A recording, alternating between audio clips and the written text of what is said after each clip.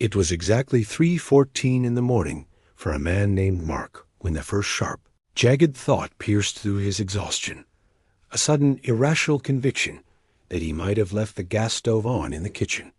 This thought immediately mutated into a vivid, high-definition vision of his entire apartment complex engulfed in a towering inferno, a catastrophic mental image that his mind clung to with white-knuckled, frantic desperation. He knew, rationally, that he had not cooked a single meal that evening. He knew the physical knob was turned to the off position, but that cold rationality was useless in the face of the chemical surge of adrenaline. It was like trying to stop a runaway bullet train by holding up a small paper sign, because the thought was no longer just an idea. It had become a physical sensation of cold dread vibrating deep within his chest. This was the daily reality for Mark in the hyperstimulated world of 2026, a world where the human mind is no longer a private sanctuary, but a public square where amplified anxieties scream for attention.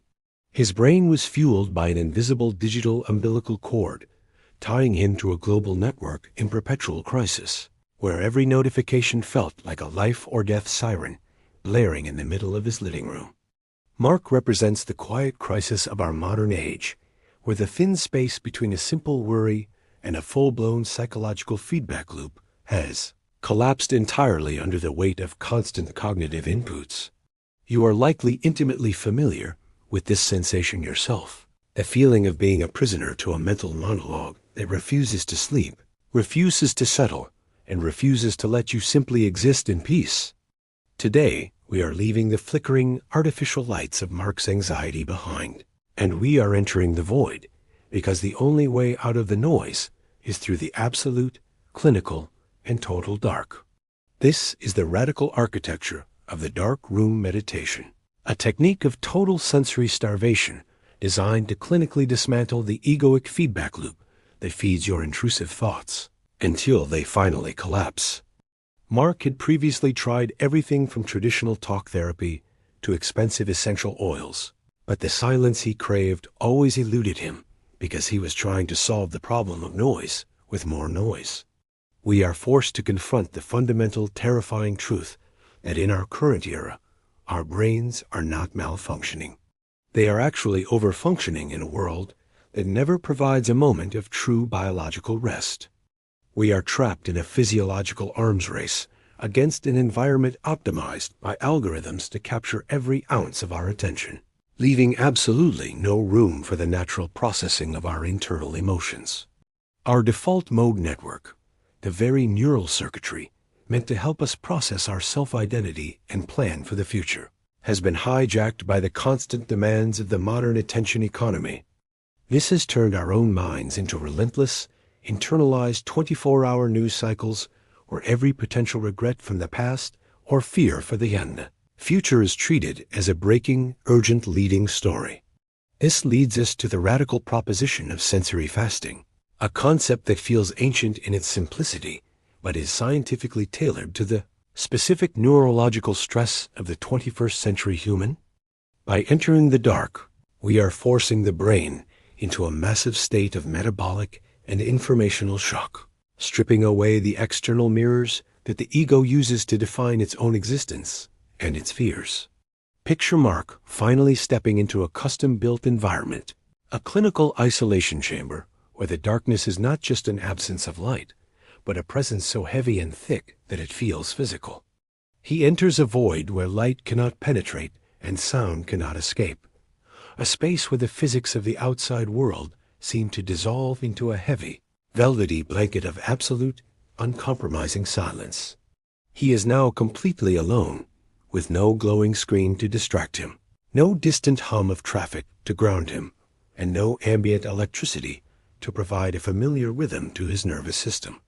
In this absolute clinical silence, we are effectively severing the external data points that fuel the recursive loops of our intrusive anxieties, leaving the mind with nothing to chew on but itself. The egoic mind, that tireless storyteller and worrier, needs constant environmental feedback to survive. It needs input to generate output, and when you cut the supply, it begins a desperate fight. Mark sits in the void, and within the first 20 minutes, the silence becomes incredibly loud, a cacophony of internal chatter rushing in to fill the vacuum left by the disappearance of the world. The original worry about the stove returns with 1,000 new companions, fears about his health, his career, and his failing relationships, all amplified by the lack of any competing sensory information. This is the physiological storm we must prepare you for. The moment the brain, starving for stimulation, begins to amplify its own internal noise to a deafening, almost unbearable level of intensity. It is a cognitive withdrawal process that is as brutal and physical as any chemical addiction, proving just how addicted our nervous systems have become to the constant drip of external information. In the total darkness, Mark's mind begins to play desperate tricks, and he feels phantom physical itches on his skin that are not there, and hears faint, ghostly music playing from the corners of the room. He starts to see geometric patterns and flashes of color dancing on the back of his eyelids, a neurological phenomenon known as the cinema of the void, where the visual cortex creates its own reality. Most people break at this exact point. They flee the void and run back to the comfort of digital noise, unable to face the raw, unbuffered intensity of their own internal psychological landscape. But we are here to master the mechanic of non-reactive observation, the profound understanding that you are not the storm itself. You are the vast, immovable space that the storm is moving through. If you can sit, as Mark did, and simply watch the chaos without reaching out to touch it, you are slowly draining the emotional battery that keeps those persistent feedback loops running.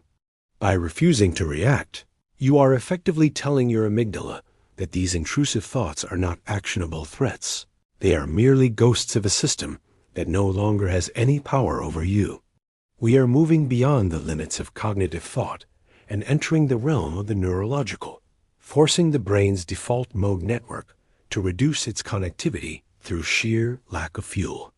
This biochemical process takes hours, sometimes days, but it is the most profoundly transformative experience a human being can undergo in an age of constant, unrelenting digital noise and distraction. The first true marker of success in the darkroom is the onset of boredom, a massive, crushing, and heavy boredom that signals the brain is finally running out of high-velocity dopamine pathways. This boredom is the gatekeeper to the deeper states of consciousness, a sign that the brain is beginning the long, slow descent toward a state of stillness that most people will never experience. And then, after hours of struggle, it finally happens, a moment of profound collapse where the internal monologue simply fractals and breaks apart into meaningless, disconnected shards of thought. Suddenly, the stove, the unpaid bills, the broken relationships, and the nagging questions of self-worth no longer connect to form a cohesive narrative of personal dread or existential failure. It is not that the thoughts have stopped entirely, but they have lost their personal power over him. They are seen for what they truly are, mere cognitive artifacts or faint radio signals. They become like distant echoes from a station he is no longer tuned into, observed with a sense of detached curiosity, rather than lived with a sense of crushing, immediate emotional reality. This is the sensation of clinical silence, the realization that the noise was always just a superficial overlay, and that beneath it there is an irreducible stillness that is your true nature. Mark realizes in the dark that he is not the story his ego has been frantically narrating for his entire life. He is the silent awareness that witnesses the story, a perspective of complete freedom. This collapse of the egoic chatter releases a sudden surge of neurological relief, often experienced as a physical rush of heat through the limbs or a sense of profound, weightless joy. The massive energy reserves that were once dedicated to maintaining the complex architecture of his anxiety loops are suddenly made available for the first time in his adult life. The feedback loop, lacking any fuel from the five senses and any reinforcement from his own reaction, finally stalls and dies, the brain's engines of worry flickering out into the dark. What is revealed is the deep structural silence that is the natural state of the human animal when it is not being hunted by the artificial tigers of the modern technological world. When Mark finally opens the heavy door after his days in the darkness, the natural light of the outside world is almost blinding, yet the world itself has not changed in his absence. The traffic still roars in the distance, the phones are still pinging with urgent updates, and the clouds are still moving across the sky, but Mark himself is fundamentally and permanently different. He is not just calm in the way one is calm after a nap. He has developed a permanent psychological perspective that allows him to move through the noise without letting it back inside. He has built a form of internal resilience that is not based on fighting the world, but on a deep experiential understanding of the void that exists within every single one of us. This is the final and most crucial stage of the process, the integration of the stillness, where you bring the clarity of the dark room back into the chaos of your daily 21st century life. It ensures that new intrusive patterns cannot take root in the profound cleared space you have created, providing a buffer between your peace of mind and the demands of the environment. We are not advocating for a life of permanent isolation, but for the use of periodic strategic sensory fasting as the essential system reset for the modern human nervous system. It is a way to clear the psychological cache and maintain the structural integrity of your peace in a world that is designed to keep you in a state of perpetual, profitable agitation. Imagine facing the stresses of your career and your personal life with the absolute, unshakable knowledge that you are not your anxieties and you are not your intrusive thoughts. The noise in your head is revealed to be a choice, a habit fueled by the environment you consume, and you now possess the manual override to shut that system down whenever you choose. The power to dismantle these loops lies within the radical courage required to step away from the stimulation and confront the silence head-on in the darkness where you are the only guest. Mark's journey from the frantic, sweating anxieties of 3 a.m. to the profound stillness of the clinical void is a roadmap for every one of us trapped in the digital noise trap. It is a journey that requires no equipment, no expensive subscriptions, and no complicated philosophies. Only the willingness to sit in the dark and wait for the ego to run out of breath. As the lights fade and the world goes quiet in your own practice, you will realize that the silence you once feared was actually the sanctuary you had been searching for your entire life. The walls of the dark room are not the boundaries of a prison. They are a sophisticated filter, catching the static of a hyper-connected world and allowing only the pure signal to remain.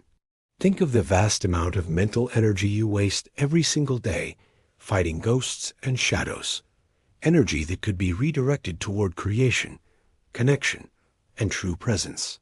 The dark room is the key to the engine room of your own mind, a physiological intervention that bypasses the limitations of language to hit the reset button on your primitive nervous system. When the feedback loops starve, you don't just find a temporary peace. You become the peace, a stable point of awareness that no digital algorithm or intrusive thought can ever diminish. Every minute you spend in the clinical silence of the void is a brick removed from the wall of your internal prison, a declaration of independence from the global attention economy. You emerge from the experience not as a fragile survivor of the darkness, but as a master of it, someone who knows that the shadows in the mind are only as strong as the light you give them. The silence follows you home like a quiet, invisible companion, sitting in the passenger seat of your car and reminding you that the storm outside has no power over the stillness within. You begin to notice the very first subtle cues of an impending mental loop before it can even take hold, feeling the familiar tightening in your chest and choosing to deny it oxygen. This is the true meaning of psychological resilience in 2026, not the ability to endure the noise, but the wisdom to know that the noise is entirely optional for the awakened mind. As Mark walks back into his apartment for the first time, he looks at the stove and smiles, not because he is certain it is off, but because he knows his happiness doesn't depend on the answer. He knows that even if the whole world were to burn, the silence inside him would remain untouched, whole, and perfectly serene, a sanctuary that exists beyond the reach of any flame. Your journey into the darkness is not an end to your life in the world, but a new beginning, the very first day of a life where your mind is finally, once and for all, your own property. You are finally free from the unbidden guests and the intrusive whispers that have overstayed their welcome for far too long in the precious real estate of your own consciousness. The path to this freedom is deceptively simple, but the internal work is profound, requiring you to trust the nothingness until it eventually gives you everything back, renewed and recalibrated. We are here to guide you through these shadows and to provide the maps for the internal wilderness that modern society has taught us to fear and avoid at all costs. The dark room is calling to you, an invitation to drop the heavy, exhausting burden of your social persona and rest in the vast, quiet space of the unconditioned natural self. It is a place far away from the reach of digital ghosts, where the air is cool and the mind is clear, and where the only thing that matters is the pulse of your own existence. By stripping away the world, we are not losing ourselves. We are finding the part of us that can never be lost, the part that remains when all the lights finally go out. This is the promise of the void, that in the absence of everything, you will finally find the one thing that is truly worth having, a mind that is at peace with itself. If you are ready to explore the furthest reaches of the mind and find the stillness beneath the noise, join our community by subscribing to Deep Mind Portal.